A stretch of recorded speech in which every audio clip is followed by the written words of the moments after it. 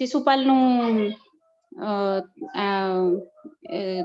રૂક્ષ્મણીજી સાથે વિવાહની વાત ચાલતી હોય છે અને કૃષ્ણ ભગવાનને રૂક્ષ્મણીજીના વિવાહ થઈ જાય છે એટલે એમની ઈર્ષા રહી જાય છે શિશુપાલને કૃષ્ણ ભગવાન માટે થઈને. અને જ્યારે જ્યારે દુર્યોધન યજ્ઞમાં થવાનું હોય છે ત્યારે કૃષ્ણ ભગવાનને મહેમાન તરીકે બોલાવે ત્યારે શિશુપાલ ફરીથી ઈર્ષા કરે છે કે એ ન હોવો જોઈએ અહીંયા. અને એ દરમિયાન એ 99 કે 100 વાર ગાળો આપે છે કૃષ્ણ ભગવાન, એક પછી એક. અને ભગવાન શાંત અને એકદમ હસતા મુખે જ બેઠા રહે છે. જ્યારે એની 100 વાર પૂરી થઈ જાય છે ત્યારે ભગવાન એનું સુદર્શન ચક્રથી એનો વધ, શિશુપાલનો વધ કરે છે. હરે કૃષ્ણ. પ્રભુજી ભૂલ હોય તો સુધારજો પ્લીઝ.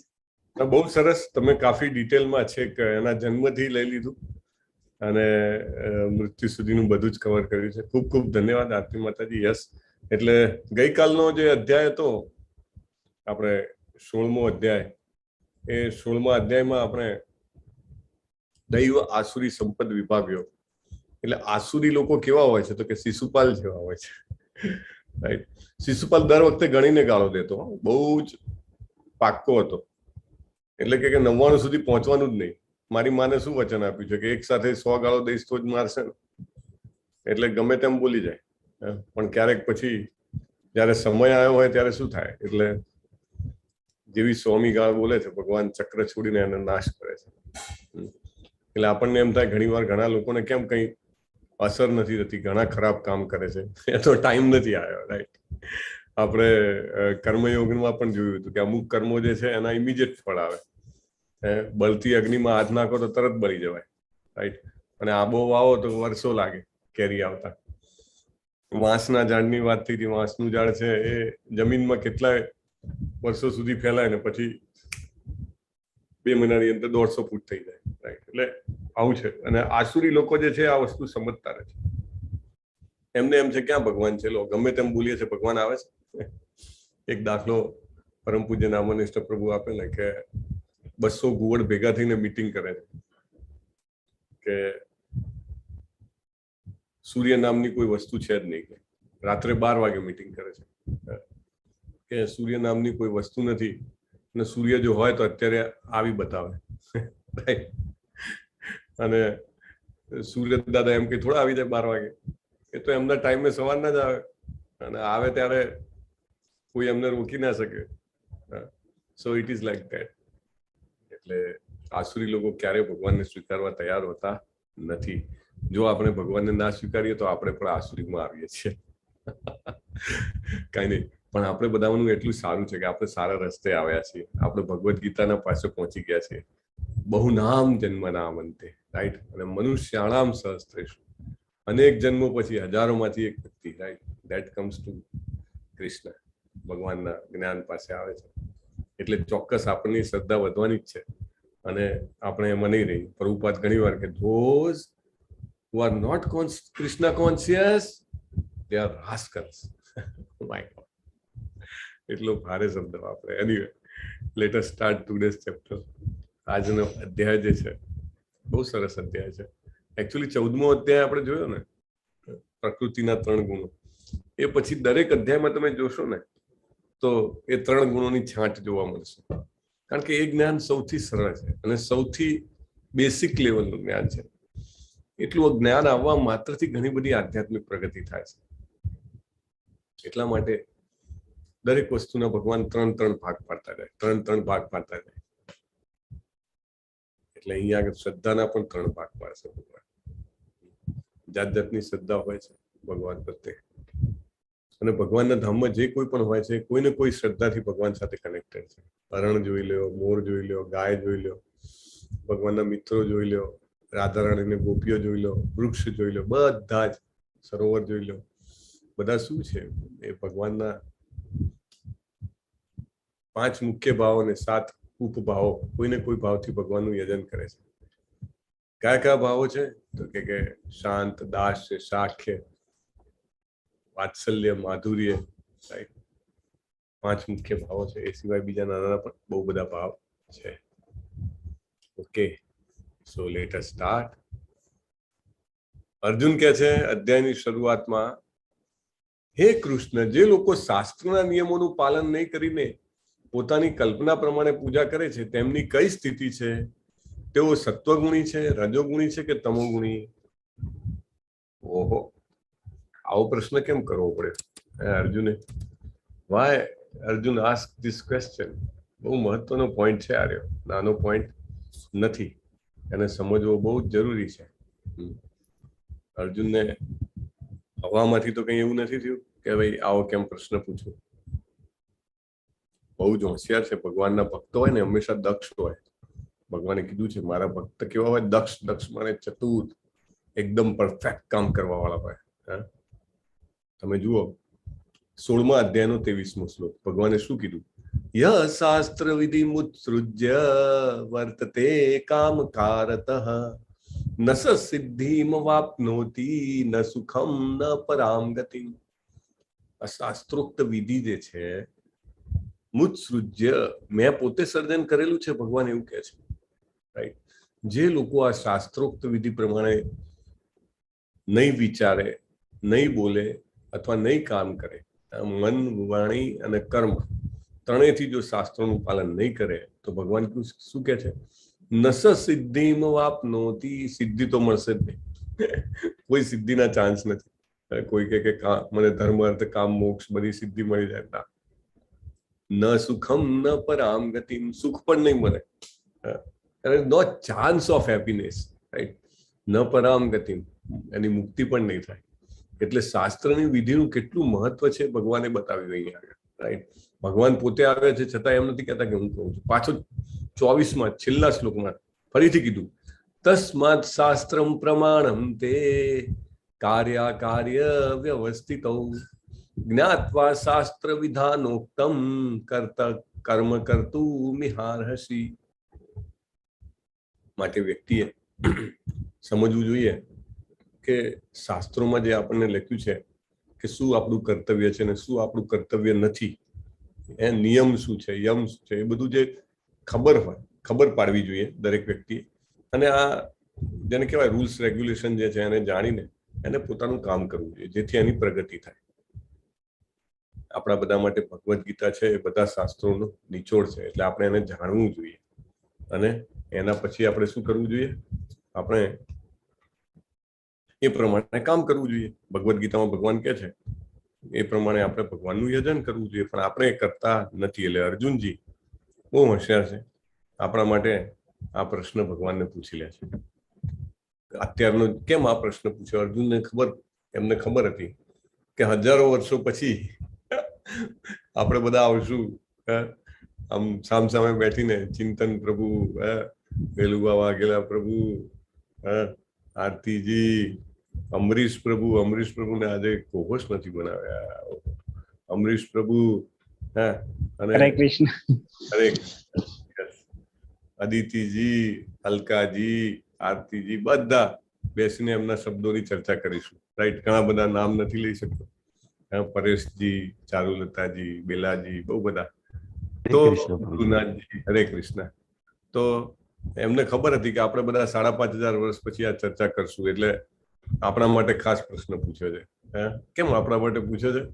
તમને ખબર છે અત્યારે ક્રિકેટરોના પણ મંદિર છે.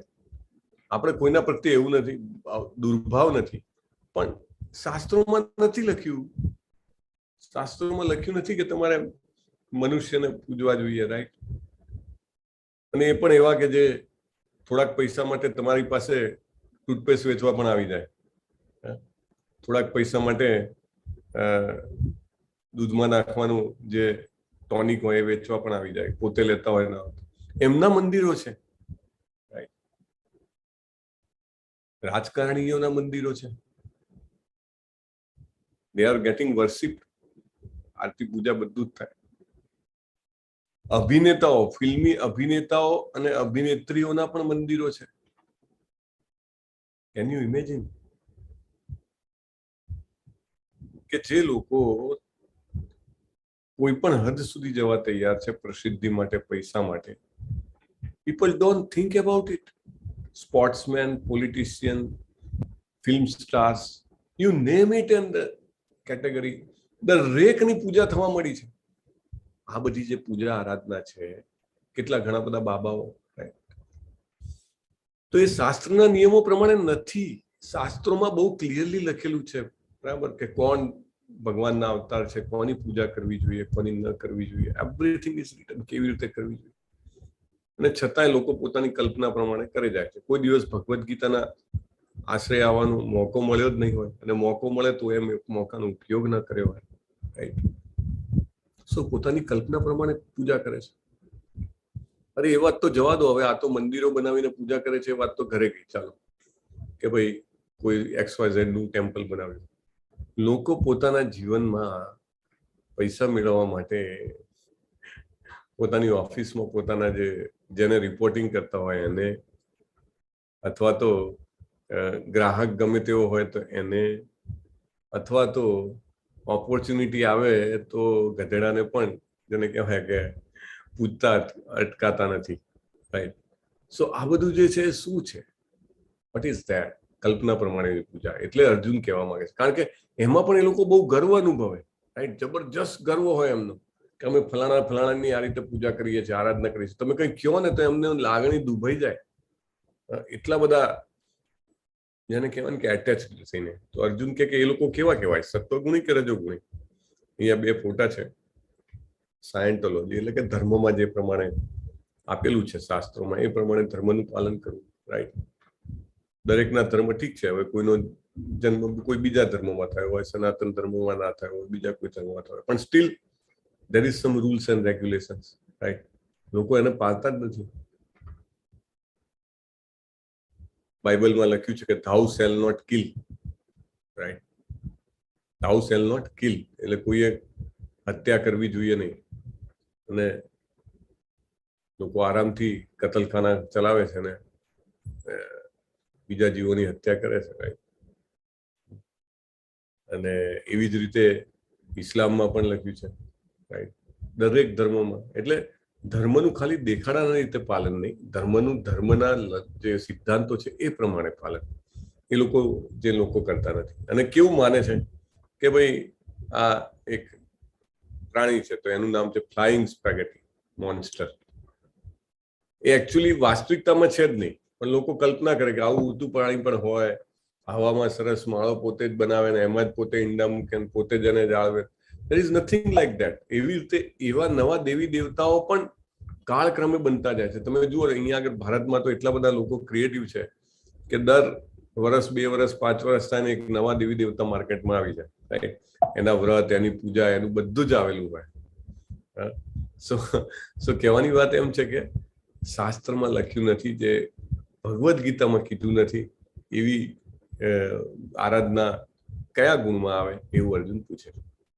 શ્રી ભગવાન ઉવાચ ત્રિવિધા ભવતી શ્રદ્ધા દેહિનામ સા સ્વભાવજા સાત્વિકી રાજસી ચૈવ તામસી ચેતિ તામ શૃણુ. પૂર્ણ પુરુષોત્તમ પરમેશ્વરે કહ્યું, દેહધારી જીવ દ્વારા પ્રાપ્ત કરાયેલા પ્રકૃતિના ગુણો પ્રમાણે તેની શ્રદ્ધા 3 પ્રકારની હોઈ શકે છે: સત્વગુણી, રજોગુણી અને તમોગુણી. અરે શ્રદ્ધાના પણ પ્રકાર? શ્રદ્ધાના પણ 3 પ્રકાર છે. હે ભારત, પ્રકૃતિના ગુણો હેઠળ મનુષ્યના અસ્તિત્વ પ્રમાણે તે એક વિશેષ પ્રકારની શ્રદ્ધા વિકસિત કરે છે. કેમ એવું થાય છે? તમે થોડાક ટાઈમ પહેલા જોયું ને તો કોઈ એક વ્યક્તિ છે ગધેડાને ભગવાન માનીને એની પણ પૂજા કરતા હતા. એવું સરસ ન્યૂઝમાં ને બધે આવેલું, રાઈટ. તો કેમ એવું થાય છે? તો કે છે પ્રકૃતિના ગુણોને કારણે. એ જે ગુણની અસરમાં હોય ને એવી વ્યક્તિની, એવી વસ્તુની, એવા પ્રાણીની એ પૂજા કરે છે, એની આરાધના કરે છે, એની શ્રદ્ધા, એમાં શ્રદ્ધા થાય, રાઈટ. જીવે સ્વયં અર્જિત કરેલા ગુણો અનુસાર જ તેને અમુક વિશેષ શ્રદ્ધાયુક્ત કહેવામાં આવે છે. એટલે જે ગુણો એને મળ્યા હોય, સાત્વિક, રાજસિક, તામસિક, એ પ્રમાણે એની શ્રદ્ધા થાય. તો હવે કેવી? ભગવાને 3 મુખ્ય પ્રકારના 3 ઉદાહરણ આપે છે. ભગવાન યજન્તે સાત્વિકા દેવાન અક્ષરક્ષાંસિ રાજસાહ પ્રેતાન ભૂતગણાંશ્ચાન્યે યજન્તે તામસા જનઃ. સત્વગુણી મનુષ્યો દેવોને પૂજે છે, રજોગુણી મનુષ્યો અસુરોની પૂજા કરે છે, તમોગુણી લોકો ભૂત પ્રેતને પૂજે છે, રાઈટ? બહુ ક્લિયરલી કહી દીધું. સત્વગુણમાં હોય દેવી દેવતાઓની પૂજા કરે. અસુરોની, હા, અસુરોની પૂજા કરવા પણ વાળા પણ છે. અને અસુરો કોણ છે? અહીંયા સિંગડા વાળા, નખ વાળા, મોટા દાંત વાળા અસુરો છે. અસુર એટલે એ કે જે ભગવાનને માનતા નથી. ભગવાને જ વ્યાખ્યા આપી હતી આપણને, કે એમને કીધું હતું કે આ જગત માત્ર કામ કારણથી ઉદ્ભવે છે. આપણે 16મા અધ્યાયમાં જ જોયું હતું. અસુર કોને કહેવાય? તો કે જે લોકો એવું બિલીવ કરે, એવું માને કે આ જગત જે છે એ માત્ર કામથી ઉદ્ભવે છે અને એનો કોઈ કંટ્રોલર નથી. there is nobody who is controlling this world.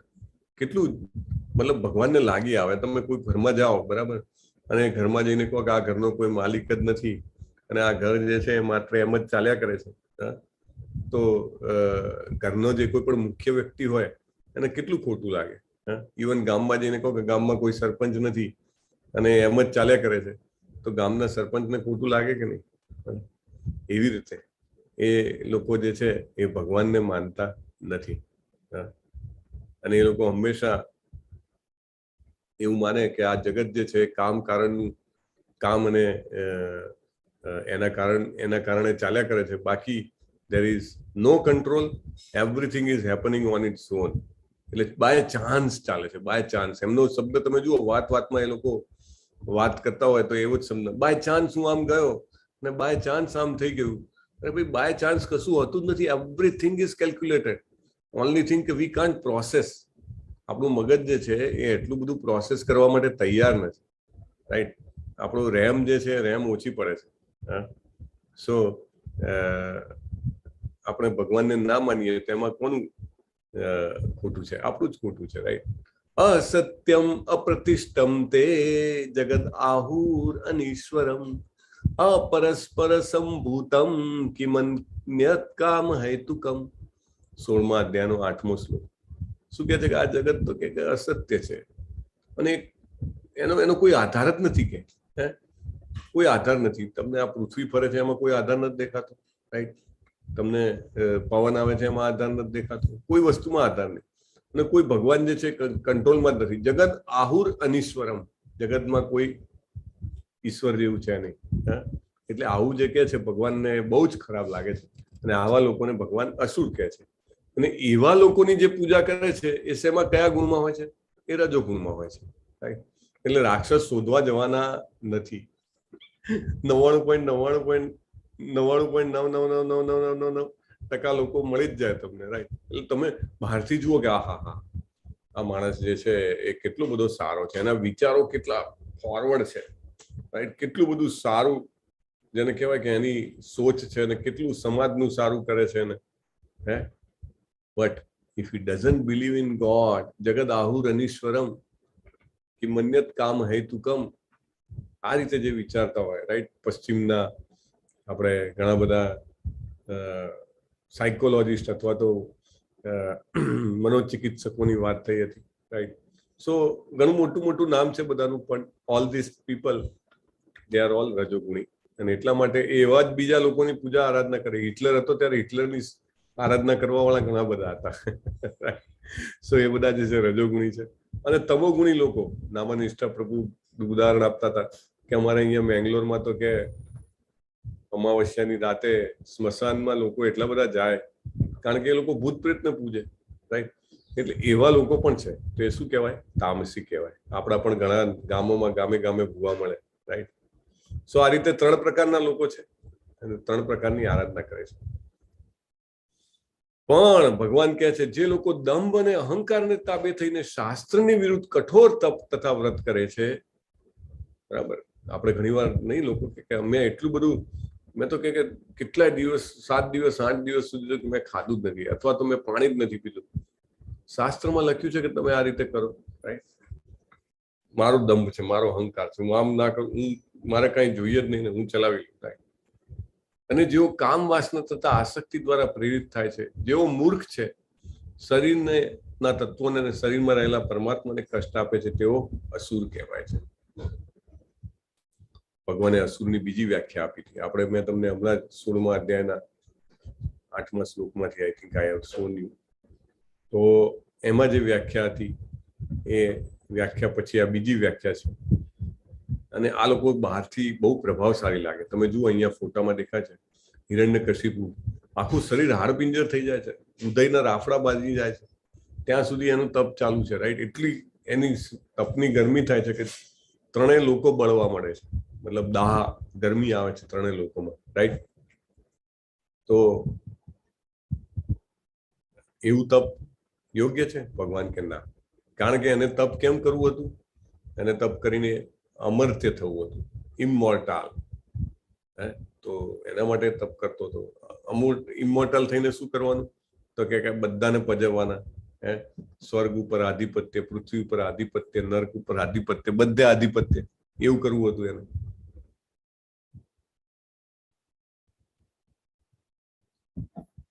પછી અહીંયા આગળ તમને નીચે એક ફોટો દેખાય છે, રાવણ છે, જેમને શક્તિ આપી એ શિવજીના જ કૈલાસ પર્વતને ઉપાડવા મળ્યો, બરાબર. અહીંયા આગળ અત્યારે કળિયુગના માણસો દેખાય છે, તમે જુઓ. હવે આવું કરવાથી શરીરને કષ્ટ પડે, શરીરને કષ્ટ પડે, સાથે આત્માને પણ કષ્ટ પડે. તો એવું કરીને શું ફાયદો? આપણે આગળ જ જોઈએ, ભગવાને કીધું છે યુક્તાહાર વિહારસ્ય યુક્ત સંગસ્ય ચેષ્ટસા. જરૂર હોય એટલું ખાવાનું, જરૂર હોય એટલું વિહાર કરવાનું, જરૂર હોય એટલી થોડીક નિંદ્રા કરવાની, રાઈટ.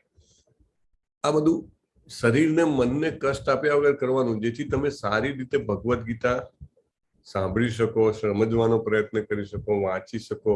હરે કૃષ્ણ કૃષ્ણ કૃષ્ણ હરે હરે, હરે રામ રામ રામ હરે હરે.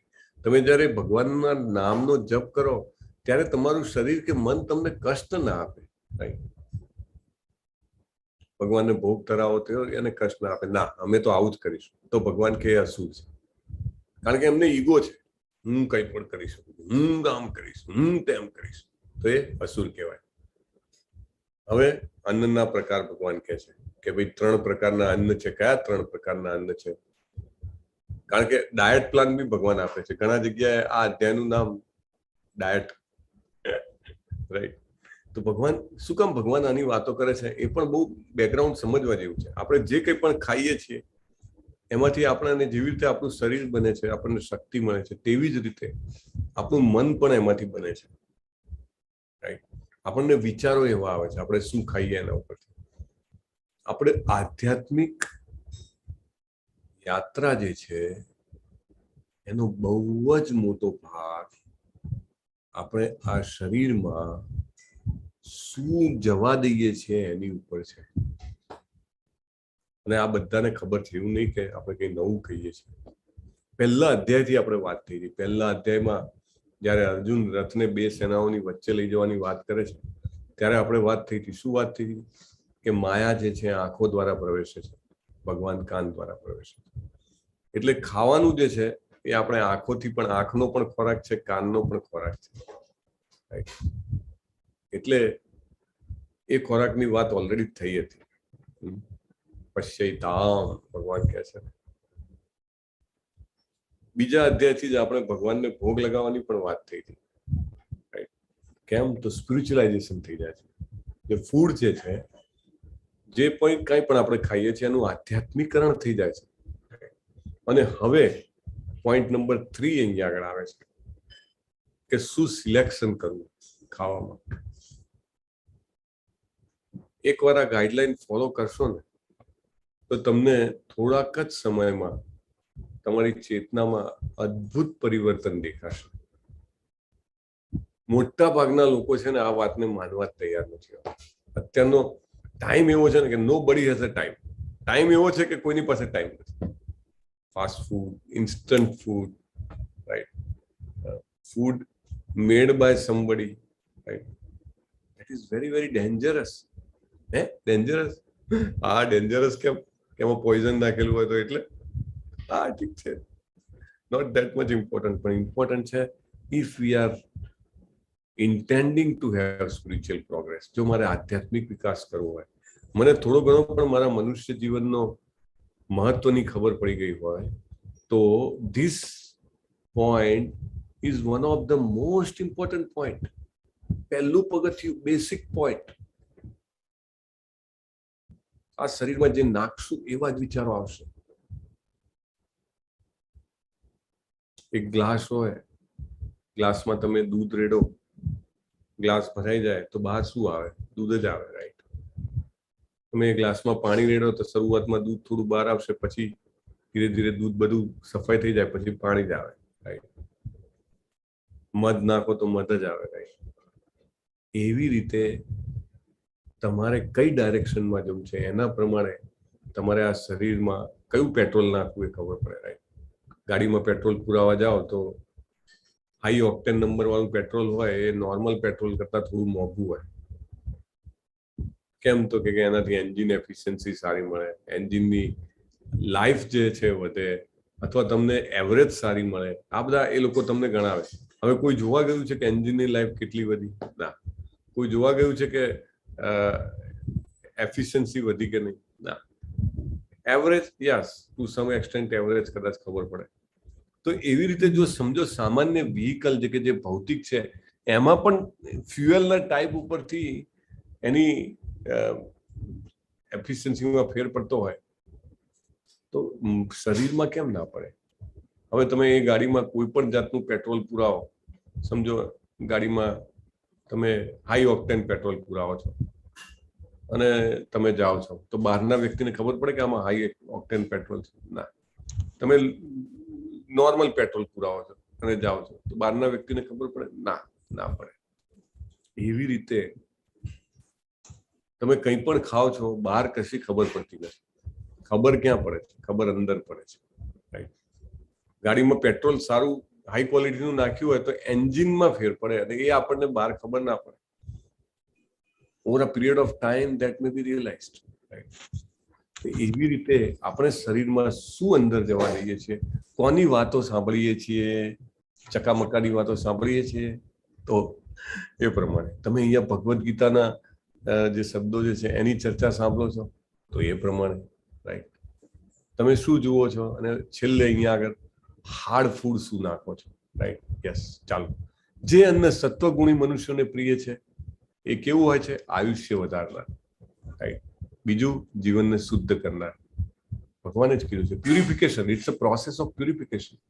ત્રીજું, બળ આપે, સ્વાસ્થ્ય આપે, સુખ આપે અને તૃપ્તિ આપે.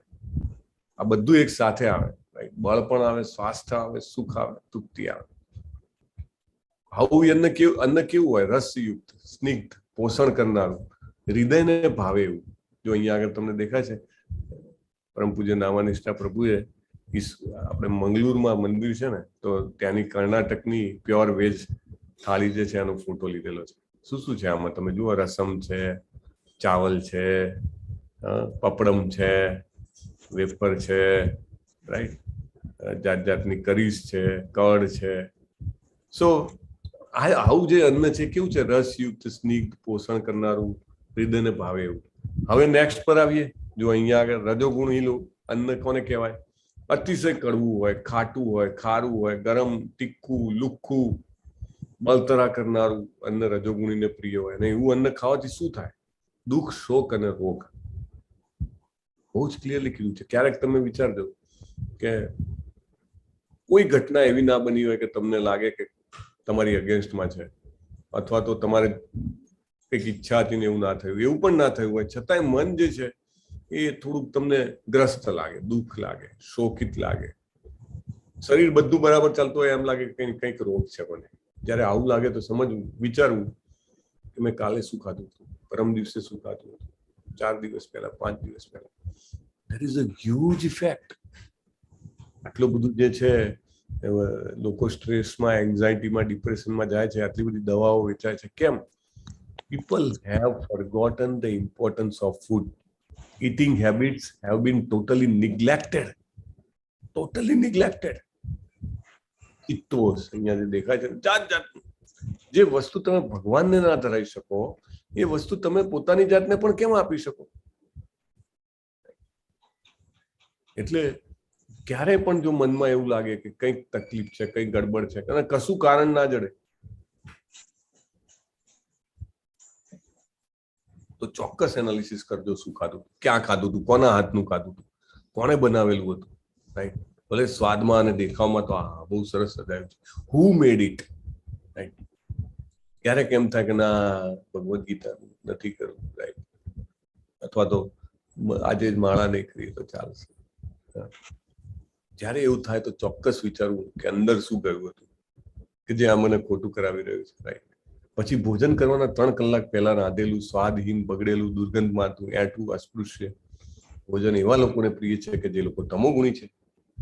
હા, 3 કલાક પહેલા પ્રભુજી અમારે તો નોકરી જવાનું હોય, સવારે ડબ્બા ભરીને ટિફિન લઈ જવાના, અને અમારો તો ઠીક છે, અમારા છોકરાઓને પણ ટિફિન લઈ જવાના, તમે આમ કહો છો 3 કલાક પહેલા બનાવો એટલે તમોગુણી ભોજન કહેવાય? હું નથી કહેતો, ભગવાન કહે છે. પ્રભુપાદે સરસ ભાવાર્થ આપેલો છે. તો પછી આનો શું રસ્તો? આચાર્ય જે છે ને એ કોન્ટેમ્પરરી સોલ્યુશન પણ આપે કે અત્યારના સમય પ્રમાણે શું રસ્તો છે.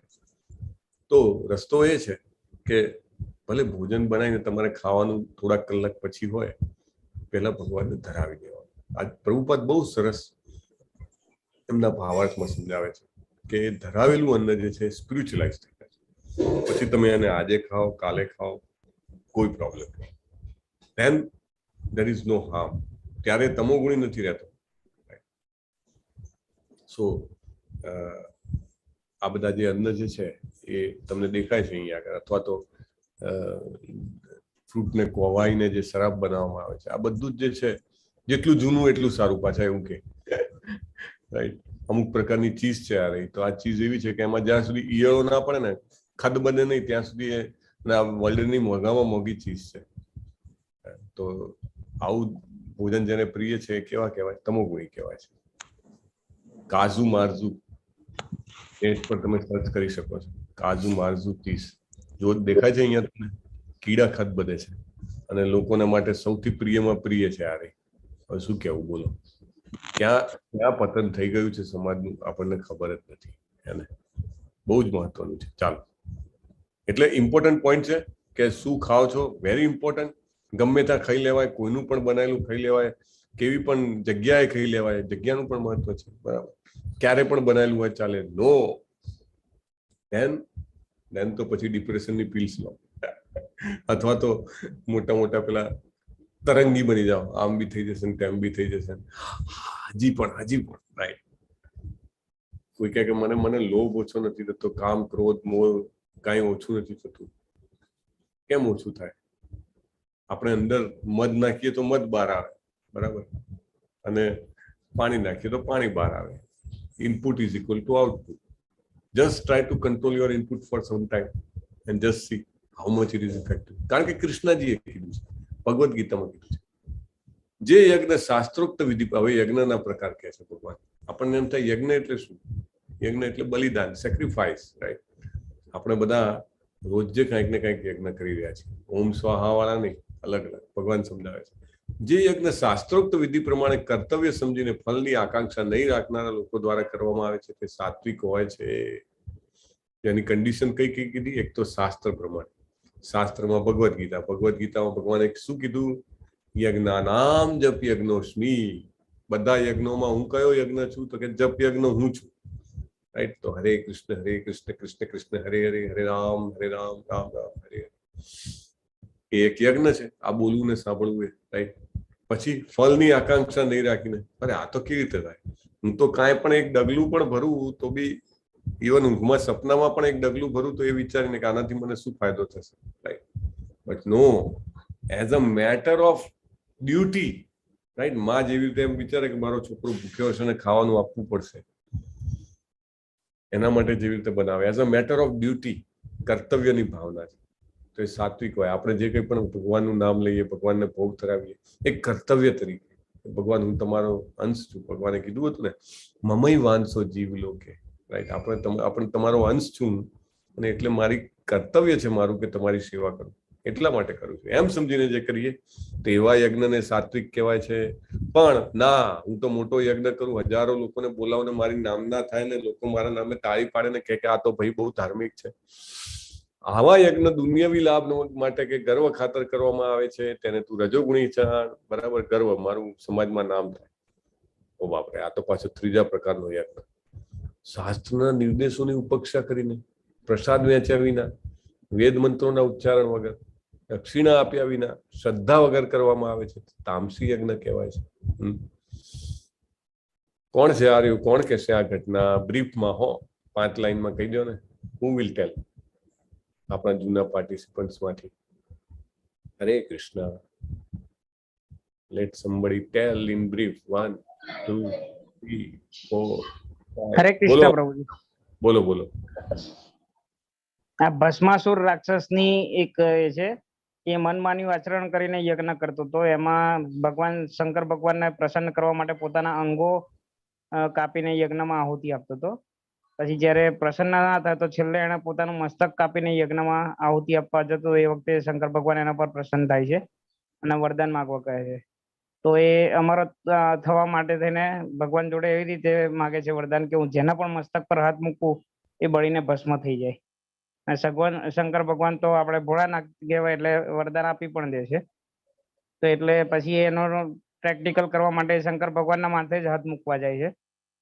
પછી શંકર ભગવાન એ વિષ્ણુ ભગવાન પાસે એટલે કે કૃષ્ણ ભગવાન પાસે જઈને એમાંથી ઉગારવા માટે કહે છે. તો મોહિની રૂપ લઈને ભસ્માસુર ને પછી છેતરીને પછી ટૂંકમાં એના માથે હાથ મુકાવે છે અને પોતે બળી જાય છે છેલ્લે.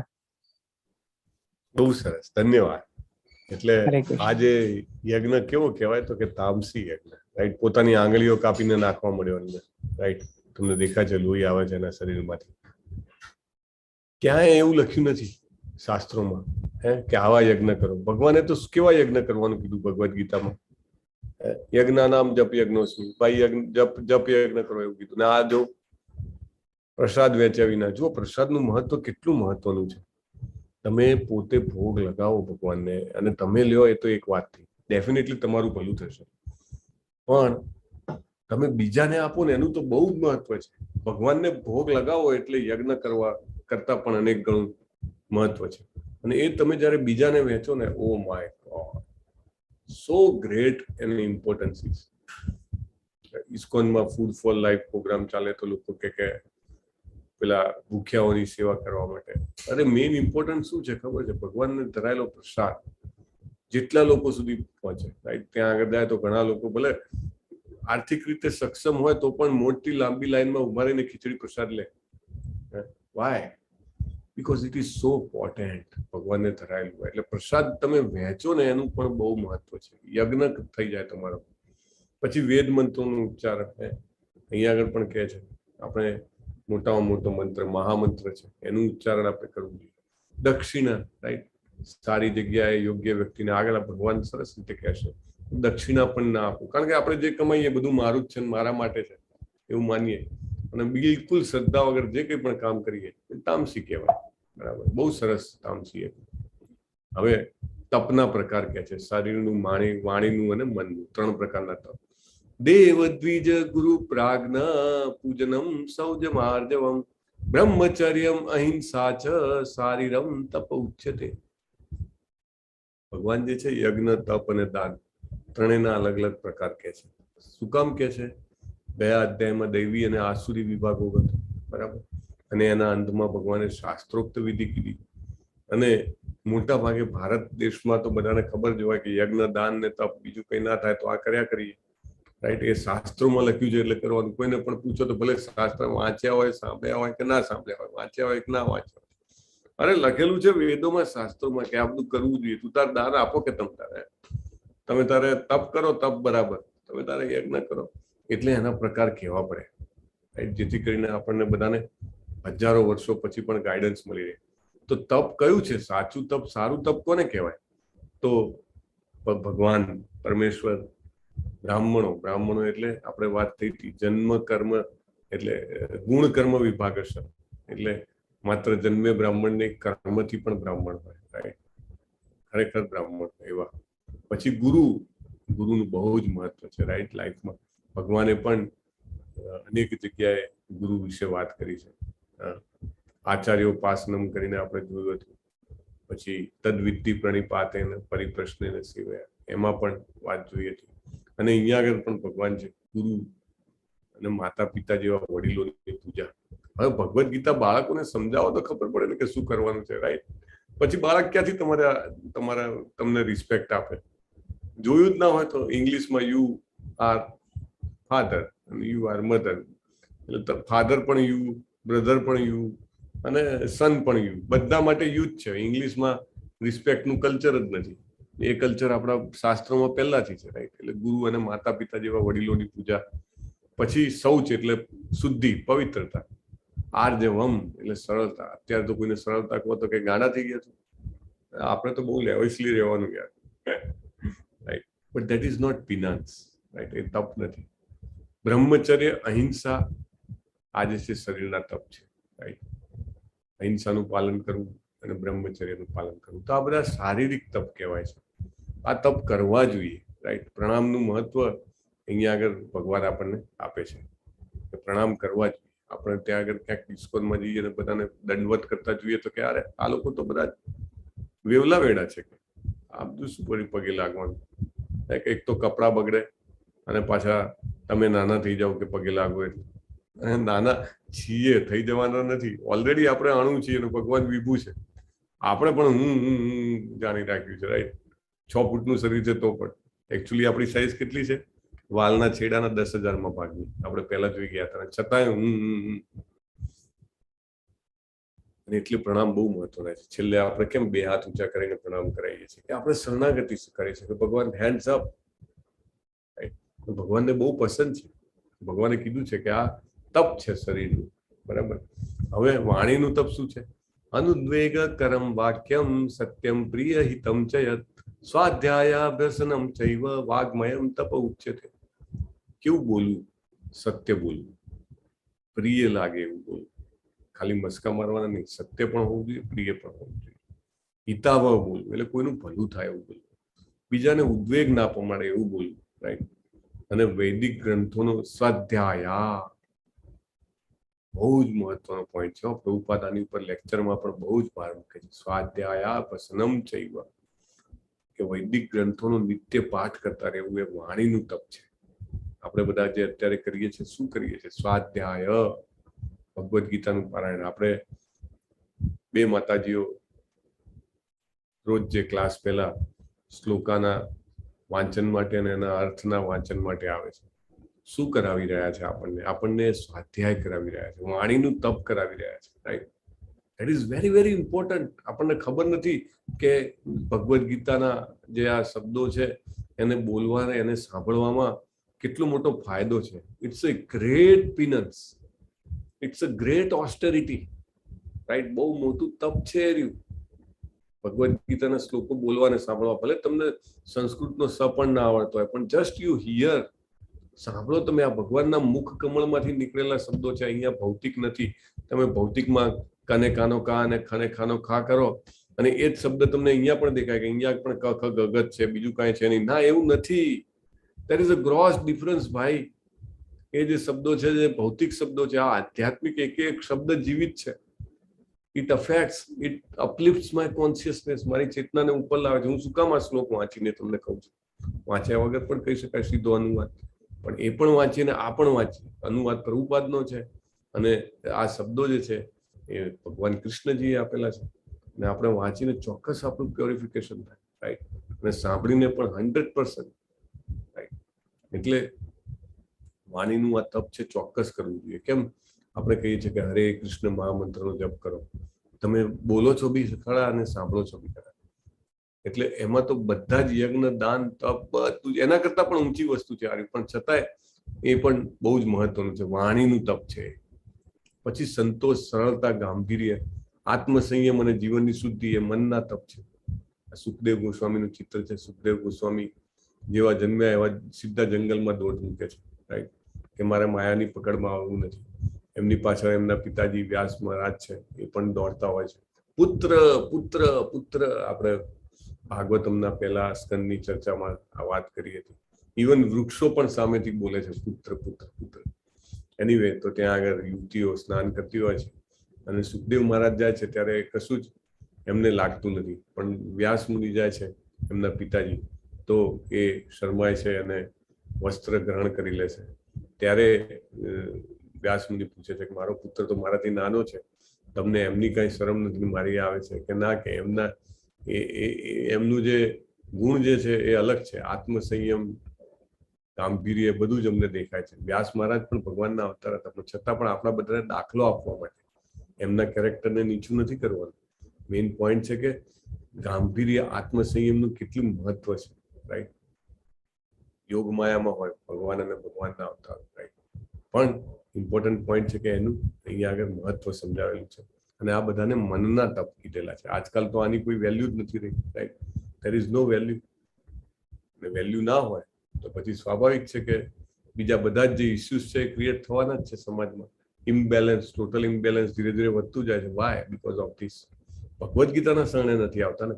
ભગવાન પોતે શું કે છે એ નથી સમજતા ને. એમનો પ્રેમ પત્ર ઉગાડીને વાંચતા નથી કે મારા દીકરા આ સમજ, આ શરીરનું, આ વાણીનું, આ મનનું તપ એ આપણે ન સમજીએ પછી આપણને તપ કરવાની કેમ ઈચ્છા થાય? ના થાય. આપણને ના થાય તો આપણી નેક્સ્ટ જનરેશનને ના થાય, રાઈટ. શ્રદ્ધયા પરયા તપ્તમ તપસ્તત્રિવિધમ નરેહી અફલાકાંક્ષિભિર યુક્તૈ સાત્વિકમ પરિચક્ષતે. દુનિયાવી લાભની ઈચ્છા ન કરનારા કેવળ પરમેશ્વરમાં પ્રવાયેલા મનુષ્ય દ્વારા દિવ્ય શ્રદ્ધાપૂર્વક કરેલું 3 પ્રકારનું તપ સાત્વિક કહેવાય. આ ત્રણેય શરીર, વાણીને મનનું તપ જો કોઈ પણ ઈચ્છા વગર કરીએ, રાઈટ, અને શ્રદ્ધાપૂર્વક કરીએ તો સાત્વિક કહેવાય. જુઓ અહીંયા વૃંદાવન પરિક્રમા, ગોવર્ધન પરિક્રમા, માયાપુર ધામ પરિક્રમા, એ બધી પરિક્રમાઓ બતાવે છે, રાઈટ. તમે જુઓ હજારો લાખો લોકો તમે જાઓ ખુલ્લા પગે અથવા તો અધરવાઇઝ પણ સુઈને કેવી રીતે પરિક્રમા કરતા હોય. કેટલું મહત્વ છે, ડુ યુ નો, આ તપનું? એટલે આપણે માધવેન્દ્રપુરીના દાખલામાં જોયું હતું ને કે રોજે ગોવર્ધનની પરિક્રમા કરતા હતા. લગભગ 20 કિલોમીટરથી વધારે છે, રાઈટ, ડેલી. અને એમને તો પાછું અજાજક વાત, કોઈની પાસે માગે પણ નહીં. ઘણા બધા લોકો તમે દેખાય છે અહીંયા ફોટામાં, ઇસ્કોનના ઘણા બધા ભક્તો છે, ખુલ્લા પગે પણ જઈ રહ્યા છે. ફોરેનર હોય છતાં પણ they don't wear, right. સત્કારમાન પૂજાર્થમ તપોદંભેન ચૈવ યત ક્રિયતે તદિહ પ્રોક્તમ રાજસમ ચલમમ ધ્રુવમ. દંભપૂર્વક સત્કાર, સન્માન અને પૂજા પામવા માટે કરે. છાપામાં ફોટો આવે કે આટલા બધા ઉપવાસ કર્યા છે. એનીવે આપણે કઈ કોઈને નીચા નથી પાડવા, પણ સત્કાર, સન્માન અને પૂજા પામવા માટે કરે તો એને રાજસી કહેવાય. એના ફળ જે હોય ચંચળ અને અશાશ્વત હોય, એટલે જલ્દીથી નાશ થઈ જાય એનો, ટેમ્પરરી. મૂઢગ્રાહેણ આત્માનો યત પીડ્યા ક્રિયતે તપ પરસ્યોત્સાદનાર્થમ વા તત્તામ સમુદાયતમ. મૂર્ખામીને વશ થઈ આત્મ ઉત્પીડન માટે, બીજાઓનો વિનાશ કરવા માટે, હાનિ પહોંચાડવા જે તપ કરવામાં આવે તે તમોગુણ વાળું હોય છે. કેટલા બધા લોકો કરે છે, આપણને ખ્યાલ ના હોય પણ, રાઈટ. એ ભગવાન મારું સારું ના થાય તો કઈ નહીં, પેલાનું તો ખરાબ થવું જ જોઈએ. હિરણ્યકશિપુનો અહીંયા ફોટો છે. એક ભાઈને બીજા પડોશીની સારું ના ખમાય, તો એને કીધું કે પેલા પડોશીને તમે ભગવાનને પ્રસન્ન કર્યા. ભગવાન કે શું માંગો? એટલે કે એનું ખરાબ થઈ જાય. ભગવાન કે એવું તો હું આશીર્વાદ ના આપું. ભગવાન નહીં, આઈ એમ સોરી, આઈ થિંક કોઈ દેવી દેવતા હતા. અને આ ખાલી વાત છે, શાસ્ત્રની ઘટના નથી, રાઈટ. શાસ્ત્રોમાં તો બધી જ ઘટનાઓ હોય, એ કોઈને કોઈ સ્થળે, કોઈને કોઈ કાળે થઈ ગયેલી. પણ આ તો જસ્ટ એક મજાક જેવી વાત છે. તો કે એ તો નહીં થાય કે તું કોઈનું ખરાબ નહીં કરી શકે. તો કે શું થઈ શકે? તું તારા માટે જે માગીશ ને એનાથી ડબલ એને મળશે. એટલે એક તો ઈર્ષાને પાછું આવું, પણ ઈર્ષા એટલી બધી તો કે સારું. અને પછી જેવા જે કોઈ પણ વરદાન આપવા વાળા હતા એ ગયા. પછી કે મારા ઘર આગળ એક મોટો ખાડો પડી જાય. કેમ? તો કે પેલાના ઘર આગળ 2 ખાડા પડી જાય. પછી કે મારી એક આંખ જે છે એ ફૂટી જાય. કેમ? તો કે પેલાની 2 ફૂટી જાય એ ખાડામાં પડે. એટલે સો મેની થિંગ. બીજાને હાનિ પહોંચાડવા માટે લોકો શું નથી કરતા. એ જે છે એવા તપને તમોગુણ વાળું કહેલું છે. દાતવ્યમિતિ યદ દાનમ દીયતે અનુપકારિણે દેશ કાલે ચ પાત્રે ચ તદ્દાનમ સાત્વિકમ સ્મૃતમ. દાનના 3 પ્રકાર બહુ મહત્વના છે. ક્યાં પૈસા મૂકવા, બરાબર? આજે તો આપણે પેલું એટીસી ઇન્કમ ટેક્સમાં પૈસા બચાવવામાં પણ ક્યાંય ને ક્યાંય દાન કરતા હોઈએ છીએ. પણ દાન કોને આપવું? Right purpose, right time, right place, right, અને રાઈટ પર્સન, બધું જ મહત્વનું છે. કર્તવ્ય સમજીને આપવાનું, રાઈટ, કે મારી તો ફરજ છે. બધું જે મારી પાસે આવે છે ધરે મારા એકલાનું નથી. એટલે મારું કર્તવ્ય બને છે કે મારે ભગવાનના કામમાં પૈસા આપવા જોઈએ. એવું કર્તવ્ય સમજીને આપવું, બદલાની આશા વગર. અત્યારે તો આપે તો ફોટા પડાવે, ના, મારે કશું નથી જોઈતું, રાઈટ. યોગ્ય સ્થાને, સ્થાન પણ બહુ મહત્વનું છે, રાઈટ. તમે દારૂના અડ્ડાની બહાર તમે કોઈને પૈસા આપો ને જઈને દારૂ પીવે, ઇટ ઇઝ એને પણ નુકસાન અને તમે પૈસા આપ્યા માટે તમને પણ એનું ફળ મળે છે, રાઈટ? યોગ્ય સમય, હા સમય પણ મહત્વનો છે. સુપાત્ર વ્યક્તિને, right, right person, very important.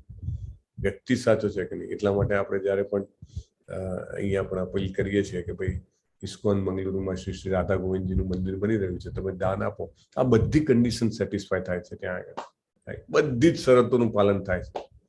That is the right way, right place, right person, right time, everything right, right?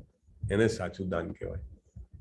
જે દાન બદલાની અપેક્ષાથી, કર્મફળની ઈચ્છાથી, ના મરજીપૂર્વક પરાણે આપે, ભાઈ આપવું પડશે, શું થાય, સમાજમાં ઉભા રહેવું છે ને એમ સમજીને દાન આપે, તો એ રજોગુણી દાન કહેવાય. જો અહીંયા આગળ તમને દેખાય છે, પોતાને પ્રસિદ્ધિ મેળવવી છે એટલે દાન આપે છે. હવે લેવા વાળો ગમે તેટલો બેશરમ હોય, એના આત્માને કદી પસંદ ના હોય કે હું આવું કરું, રાઈટ? હવે પરિસ્થિતિ જેવી હોય તો શું થાય, પછી પોતાનું સામાન તો નેવે મૂકવું પડે, પણ અંદરથી કોઈને એવી ઈચ્છા હોય કે કોઈ મારો આવો ફોટો પાડે કે હું એની પાસેથી કંઈ લઉં ફોટો પાડે, નો ને. So it is like that. અદેશ કાલે યદ દાનમ અપાત્રેભ્યશ્ચ દીયતે અસત્કૃતમ અવજ્ઞાતમ તત્તામ સમુદાયતમ. અપવિત્ર જગ્યા, જો અહીંયા આગળ જે છે એ વ્યક્તિ ફોરેનમાં તો આવો ચીલો છે, વ્યસન કરવા માટે પણ બોર્ડ લઈને બેઠા હોય કે મારી પાસે ડ્રગ્સ ના પૈસા નથી, મને પૈસા આપો, રાઈટ? અપવિત્ર જગ્યા, અને છતાંય લોકો આપે ગાંડાની જેમ. અપવિત્ર જગ્યાએ, અનસૂચિત સમયે, કુપાત્ર માણસને ધ્યાન અને આદર આપ્યા વિના અપાય અને તામસી કહેવાય. જો આદર પણ આપવાનો છે, લેવા વાળો આપણું ભલું કરે છે, રાઈટ? આપણને સાચી ઓપોર્ચ્યુનિટી કોઈ આપે ને દાન કરવાની, તો એકચ્યુઅલી આપણે એના કૃતજ્ઞ થવું જોઈએ. કેમ? મોકો આપી દીધો આપણને, રાઈટ? આવો મોકો કોઈ આપતું નથી. હવે ભગવાન ઓમ તત્સત 3 શબ્દો વિશે કહે છે. આટલું બધું કહી દીધા પછી કે આ શબ્દો જે છે સત્યનો નિર્દેશ કરવા માટે વૈદિક મંત્રોનું ઉચ્ચારણ કરતી વખતે અને ભગવાનને સંતુષ્ટ કરવા માટે પ્રયોજવામાં આવતા હતા. ઓમ તત્સત અને ઓમ તત અને સત. અને આ જે શબ્દો જે છે એનો ઉપયોગ કરીને બ્રહ્મ પ્રાપ્તિ માટે યોગીજનો શાસ્ત્રોક્ત વિધિ પ્રમાણે યજ્ઞ, દાન તથા તપની સર્વ ક્રિયાઓનો શુભારંભ હંમેશા ઓમથી કરે છે. દાખલા તરીકે અહીંયા આપેલો છે, ઋગ્વેદનો એક મંત્ર છે, ઓમ તદ્વિષ્ણુ પરમપદ, રાઈટ? ઓમ એટલે વિષ્ણુ. વૈદિક મંત્રોની શરૂઆતમાં પરમ તત્વનું સર્વોચ્ચ લક્ષ્ય સૂચવવા માટે મૂકવામાં આવે છે. તો મનુષ્ય કર્મફળની ઈચ્છા વિના વિવિધ પ્રકારના યજ્ઞ, દાન અને તપ જે છે તત્ શબ્દ કરીને કરવા જોઈએ. એટલે મુક્તિ ખાતર, એમ કે આપણે કંઈ જોઈતું નથી એવી રીતે. અને આ રીતે જે ભગવાનને પ્રસન્ન કરવા માટે યજ્ઞ, દાન અને તપ કરે છે એના ફાયદા શાશ્વત છે. શાશ્વત એટલે શું? હંમેશા રહેશે. આપણે દાખલા તરીકે એકાદશીનું વ્રત કરીએ, રાઈટ? એનો એટલો બધો પ્રભાવ છે ને, તમને પોતાને તમારી આધ્યાત્મિક પ્રગતિ થતી લાગે, તમને લાગે હું એ વ્યક્તિ જ નથી રહ્યો જે હું પહેલા છું, રાઈટ? એટલે આ બધું જે છે એ અત્યંત ઉચ્ચ પ્રકારનું તપ છે. વાણીમાં તમે હંમેશા તમારી જીભ છે એનાથી તમે 2 કામ કરો, પ્રભુપાદ કે કામ થઈ જશે. શું? હરે કૃષ્ણ મહામંત્રનો જપ અને ભગવાન કૃષ્ણને ધરાયેલું જ ખાવાનું. જો આ 2 કરો તો કે you are done, your life is successful. તો આ બધું જે છે એ કરીએ આપણે તો આપણને શાશ્વત ફાયદો થાય, હંમેશા માટેનો. એવું નહીં કે આ શરીરમાં હોઈએ ત્યાં સુધી, રાઈટ? જિંદગી કે સાથ ભી, જિંદગી કે બાદ ભી. અને અધરવાઇઝ આપણે બીજું જે કંઈ પણ કરીએ, ભગવાનમાં શ્રદ્ધા ના હોય પણ જે કંઈ પણ યજ્ઞ, દાન, તપ કરીએ બધું ટેમ્પરરી છે, અસત કહેવાય. આ જન્મમાં પણ વ્યર્થ, ભવિષ્યમાં પણ વ્યર્થ, રાઈટ? બહુ સરસ શ્યામ સુંદર મુરલીધર શ્રી કૃષ્ણજીનો ફોટો છે. તો આ રીતે અધ્યાય અહીંયા પૂર્ણ થાય છે. વાંછા કલ્પતરુભ્યશ્ચ કૃપા સિંધુભ્યૈવ ચ પતિતાનાં પાવનેભ્યો વૈષ્ણવેભ્યો નમો નમઃ. આપણે યજ્ઞના 3 પ્રકાર, દાનના 3 પ્રકાર, તપના 3 પ્રકાર, ખોરાકના 3 પ્રકાર અને શ્રદ્ધાના 3 પ્રકાર અને ઓમ તત્સત એટલું આ અધ્યાયમાં સમજ્યા છીએ. અને આવતીકાલે છેલ્લો અધ્યાય છે. અને આ જે અધ્યાય છે એ ઘણો લાંબો છે, એમાં વધારે શ્લોક છે, એટલે એનું પઠન જે છે 7:15 વાગે ચાલુ થઈ જશે. મારી તમને બધાને વિનંતી છે કે જરૂર સાંભળવા આવજો. અને આવતીકાલે આગળના જે લેવલ્સ છે એનું પણ થોડું બ્રીફિંગ, આગળનું લેવલ જે શિક્ષક લેવાના છે, જે ટીચર પોતાની સેવા આપવાના છે, એમના સાથે આપણે ચર્ચા કરીશું અને તમને બધાને ખૂબ જ ઇમ્પોર્ટન્ટ માહિતી મળશે. ચાલો, હવે આપણે શું કરવાનું છે? હરે કૃષ્ણ મહામંત્રનો જપ. પણ એ પહેલા કોઈના પણ પ્રશ્ન હોય તો તમે કરી શકો છો. હા, અમરીશ પ્રભુએ ડોનેશનની લિંક મૂકી છે. હરી બોલ, બહુ સરસ. જુઓ, દાનના પ્રકાર જોયા એટલે આપણને ખબર પડે કે દાન ક્યાં કરાય. અને યોગાનું યોગ આજે પરમ પૂજ્ય શ્રી નામાનિષ્ઠા પ્રભુનો જન્મદિવસ છે અને એમની અત્યંત અથાગ પ્રયત્નથી આપણે બધા આ રીતે ઇન્ટરનેટના માધ્યમથી ઘેર બેઠા ઘરના અનુકૂળતા ભર્યા વાતાવરણમાં ભગવદ્ ગીતાના શબ્દોનું ચર્ચા કરી શકીએ છીએ, સાંભળી શકીએ છીએ. અને એમનો પ્રયત્ન હજુ પણ ચાલુ રહે એના માટે આપણે ભગવાનને પણ પ્રાર્થના કરીએ. અને આજે માળા કરો તો ભગવાનને પ્રાર્થના કરજો કે એમની સેવા જે છે કૃષ્ણજી તમે સ્વીકારજો અને એમને વધુ ને વધુ આવી સેવા કરવા માટે શક્તિ આપજો, રાઈટ? જેથી આપણા જેવા જે કંઈ પણ તરસ્યા આત્માઓ છે એમના ઘર સુધી, એમના મોં સુધી આ હરિનામની ગંગા જે છે આવે અને ભગવદ્ ગીતાના શબ્દો આપણા કાનમાં ગૂંજતા જ રહે. અને આ રીતે કરતા રહીશું તો જેવી રીતે ભરત મહારાજને અંત સમય હરણ યાદ આવ્યું હતું, મહાન છે, આપણા માટે માયામાં મુકાયા છે, રાઈટ? એટલે એમને નીચા નથી કરવા, પણ મેઇન પોઈન્ટ એ છે કે આપણને પણ છેલ્લી ઘડીએ ભગવદ્ ગીતાના શબ્દો યાદ આવે જે કાલે આપણે જોવાના છે. સર્વધર્માન પરિત્યજ્ય મામેકમ શરણમ વ્રજ અહમ ત્વામ સર્વ પાપેભ્યો મોક્ષયિષ્યામિ મા શુચ. કે મારે ભગવાનના શરણે જવું છે. પછી જયારે દેહ મુક્ત થાય ત્યારે આપણે ભગવાનની પાસે જ જઈએ.